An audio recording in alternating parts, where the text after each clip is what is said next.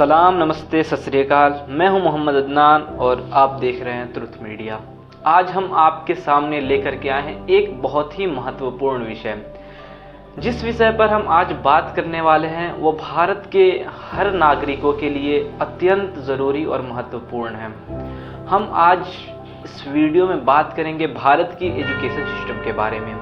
हमारा education system कैसा होना चाहिए, या फिर अभी का वर्तमान का हमारा एजुकेशन सिस्टम कैसा है, हमारे एजुकेशन सिस्टम में कौन सी समस्याएं हैं, हमारे एजुकेशन सिस्टम में कौन सी अच्छाइयाँ हैं, कौन सी बुराइयां हैं। अगर हमारी एजुकेशन सिस्टम में अगर कोई समस्या है तो हम उसका कैसे समाधान कर सकेंगे। हमारे एजुकेशन सिस्टम में कौन कौन ऐसी समस्याएं हैं जिसकी वजह से हमारा समाज आगे तरक्की की राह पे नहीं जा पा रहा है। हमारा देश जितने तेज़ी से विकास करना चाहिए उतने तेज़ी से विकास नहीं कर रहा है। हमारा देश दुनिया का प्रथम सबसे ज़्यादा जनसंख्या रखने वाला देश बन चुका है। हमारे देश की जनसंख्या करीबन 142 करोड़ के आसपास हो चुकी है, लेकिन फिर भी आज हमारा देश अर्थव्यवस्था के मामले में इतने निचले स्तर पे जा चुका है जिसकी आप कल्पना नहीं कर सकते। हमारे देश की प्रति व्यक्ति आय बांग्लादेश और नेपाल से भी ज़्यादा गिर चुकी है।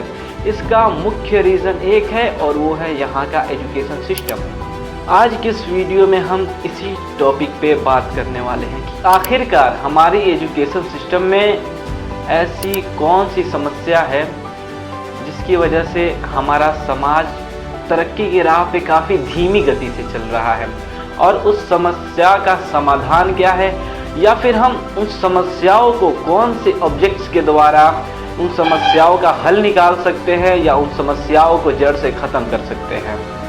हमारे एजुकेशन सिस्टम में बहुत सारी समस्याएं हैं, लेकिन हम आज कुछ मेजर इशूज़ पे ध्यान देंगे जिससे वर्तमान समय में स्टूडेंट जो हैं वो इन समस्याओं का सामना कर रहे हैं, इन समस्याओं को फेस कर रहे हैं। हमारे एजुकेशन सिस्टम की समस्याओं में जो सबसे बड़ी समस्या है वो है अनइवन क्वालिटी, यानी कि असमान गुणवत्ता। जिसको अभी तक ये समझ में नहीं आया हो कि अनइवन क्वालिटी यानी कि असमान गुणवत्ता क्या है, वो धैर्य बनाए रखें। आगे की वीडियो में आपको सब कुछ विस्तार से समझने को मिलेगा।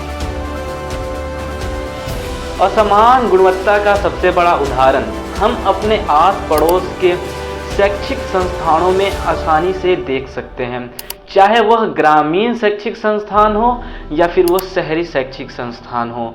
यह समस्या आम दिखाई देती है, यह समस्या हर जगह हो चुकी है। हमारे एजुकेशन सिस्टम में ये असमानता इतनी बड़ी है कि इस पे कोई ध्यान नहीं देता है। अभी तक शायद ही इस पे किसी ने ध्यान दिया होगा, या फिर ये वर्ड आपने पहली बार सुना होगा। हम आपको बताएंगे कि ये असमान गुणवत्ता क्या है और इससे हमारा समाज किस तरह से प्रभावित हो रहा है। हमारे देश में जितने भी स्टूडेंट हैं वह इस असमानता का शिकार किस गंभीर रूप से हो रहे हैं जिसकी आप कल्पना भी नहीं कर सकते हैं।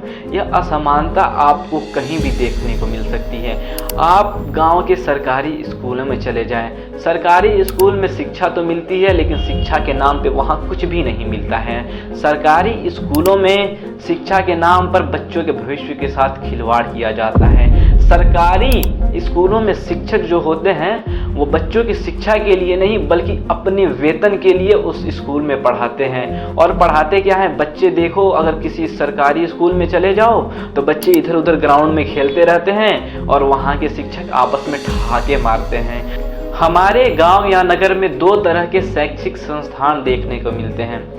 एक वे शैक्षिक संस्थान होते हैं जहाँ पे एजुकेशन का मेयार इतना ज़्यादा गिर चुका है, जहाँ पे एजुकेशन सिस्टम बहुत ही नीचे स्तर पे चली गई है, जहाँ पे फैसिलिटीज़ के नाम पे कुछ भी नहीं दिया जाता है, जहाँ पे बच्चों को बैठने तक की व्यवस्था नहीं होती है।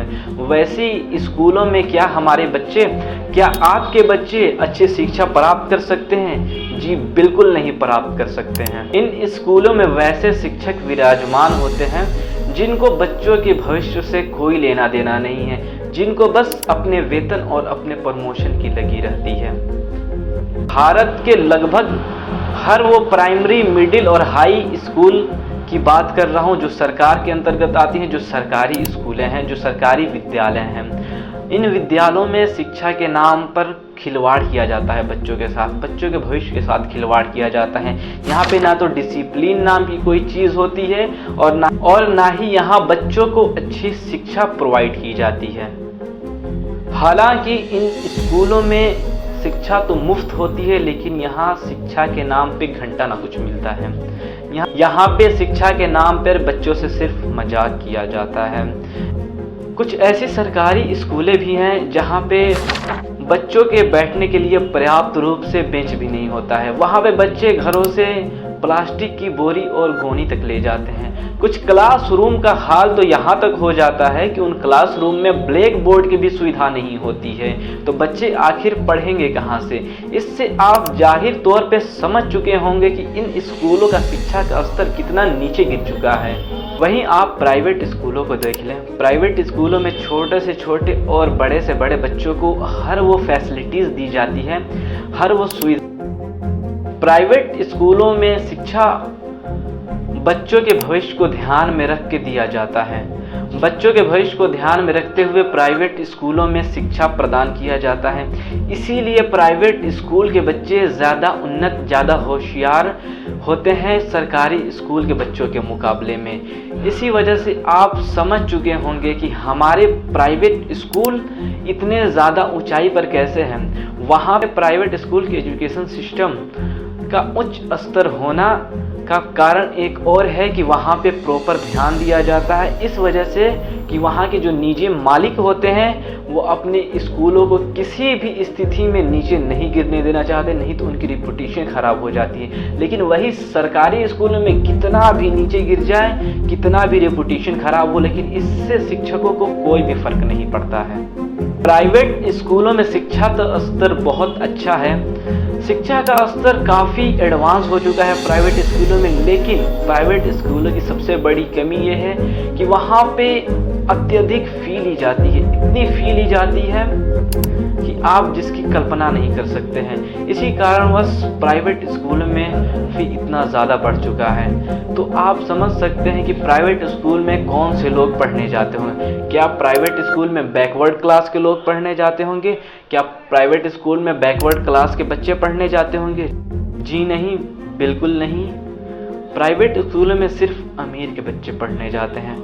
प्राइवेट स्कूल सिर्फ अमीर के बच्चों के लिए है, ना कि गरीब के बच्चों के लिए। इसीलिए हम और आपको आगे आना पड़ेगा और आकर के सरकार से ये मांग करनी पड़ेगी कि सरकार सरकारी स्कूल का अच्छे से ध्यान दे। एक ऐसी टीम का गठन करे सरकार जो हर सरकारी स्कूल में जाकर के हर हफ्ते इन्वेस्टिगेशन करे और वहाँ के शिक्षकों के साथ साथ वहाँ के बच्चों से भी इन्वेस्टिगेशन करे कि कौन सा बच्चा किस लेवल पे है, यहाँ के शिक्षक किस प्रकार की शिक्षा बच्चों को दे रहे हैं, क्या बच्चे इन शिक्षा को लेकर के क्या कहीं बाहर पढ़ने जा सकते हैं या फिर यहीं पे मजदूरी करेंगे। सरकार इस बात पे ध्यान दे कि बच्चों का भविष्य, चाहे वो अमीर हो या गरीब हो, किसी हाल में भी किसी भी बच्चे का भविष्य खराब नहीं होना चाहिए। हमारा देश तभी तरक्की कर सकता है जब हमारे देश में एजुकेशन सस्ता होगा। यहाँ पे तो हमारे देश का ये हाल है कि हमारे देश में दूसरा सबसे बड़ा टैक्स एजुकेशन पे है। एजुकेशन पे 18% टैक्स किसी देश पे होना ये बहुत बड़ी बात होती है। इंग्लैंड, अमेरिका, फ्रांस जैसे विकसित देशों में भी एजुकेशन फ्री है। हमारा देश तो अभी बहुत पीछे है इन देशों से। हमारे देश को चाहिए कि एजुकेशन सिस्टम में बदलाव करे। ये जितने भी टैक्सेस एजुकेशन पर लगाई गई हैं उन सारे टैक्सेस को सरकार रिमूव करे और एक नई एजुकेशन सिस्टम की स्थापना करे। हमारी सरकार को चाहिए कि वो प्राइवेट स्कूलों पे अपनी पकड़ बनाए, जिससे कि प्राइवेट स्कूल वाले मनमानी बच्चों से फी वसूल ना कर पाए। सारी प्राइवेट स्कूलें ऐसे होती हैं जो सरकार द्वारा मान्यता प्राप्त होती हैं, उनको सरकार द्वारा फंडिंग की जाती है, उनको सरकार द्वारा बच्चों के फीस भी दिए जाते हैं, लगभग 100 बच्चों के। जो अगर कोई गरीब का बच्चा प्राइवेट स्कूल में आए तो उसको निःशुल्क शिक्षा दी जा सके। इसके लिए सरकार ने एक स्कीम भी चलाया है और ये स्कीम अधिकतर स्कूलों में काम भी करती है, लेकिन प्राइवेट स्कूल वाले भी इसमें बहुत बड़ी घोटालेबाजी करते हैं। सरकार को इस पे इन्वेस्टिगेशन करनी चाहिए और ऐसे जितने भी प्राइवेट स्कूल हैं उनको तत्काल प्रभाव से बंद करना चाहिए। मेरा यह आग्रह बिहार सरकार और भारत सरकार से है। हम ऐसे राज्य जहां पर प्राइवेट स्कूलों में मनमानी फी ली जाती है उन पे कड़े से कड़े प्रतिबंध लगाए जाए, सैंक्शन लगाए जाए या फाइन मारे जाएं। आज की वीडियो में बस अभी के लिए इतना ही। अगले वीडियो में हम एजुकेशन की नई समस्याओं पर चर्चा करेंगे और अगर मुझसे कहीं कोई भूल हो गई हो तो आप उसको माफ़ कीजिएगा। आपके ख्याल में अगर कुछ चीज़ें इसमें छूट गई हो तो आप वो कमेंट सेक्शन में ज़रूर बता दीजिएगा, हम उसको नेक्स्ट वीडियो में कवर कर लेंगे। धन्यवाद। जय हिंद।